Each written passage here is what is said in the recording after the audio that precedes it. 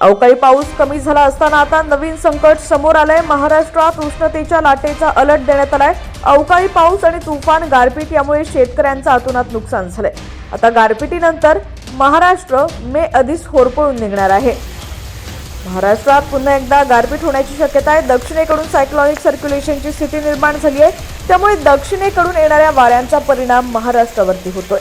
दुसरीकडे हवामान विभागाने दिलेल्या माहितीनुसार गुजरात राजस्थानमध्ये देशातील सर्वात उष्ण राज्य म्हणून मागच्या 48 तासात नोंद करण्यात आलेली आहे।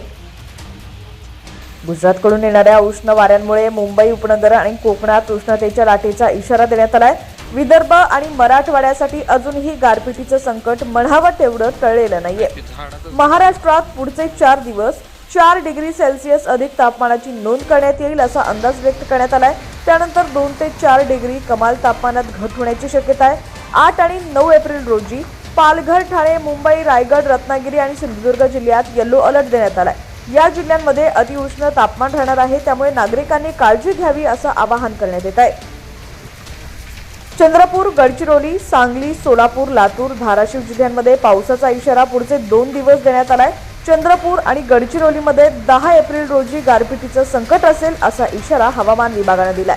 42 डिग्रीपेक्षा जास्त तापमानाची नोंद करण्यात आली आहे। अंगाची लाहीलाही होतीये, उकड्यानं लोक हैराण झालेले आहेत। 10 एप्रिल नंतर पुन्हा वातावरणात मोठा बदल होण्याची शक्यता आहे।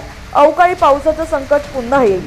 विजांचा कडकडाट, सोसाट्याचा वारा आणि मेघगर्जनेसह मुसळधार पाऊस, गारपीट होण्याची शक्यता हवामान विभागाने वर्तवली आहे। मध्य भारतापासून दक्षिणेपर्यंत कमी दाबाचा पट्टा तयार झालाय, तर पश्चिम बंगालच्या खाडीत बाष्पयुक्त वातावरण तयार झालं होतं। त्यामुळे अवकाळी पावसाचे ढग आणि सोबत कमालीची उष्णता असा परिणाम पाहायला मिळाला।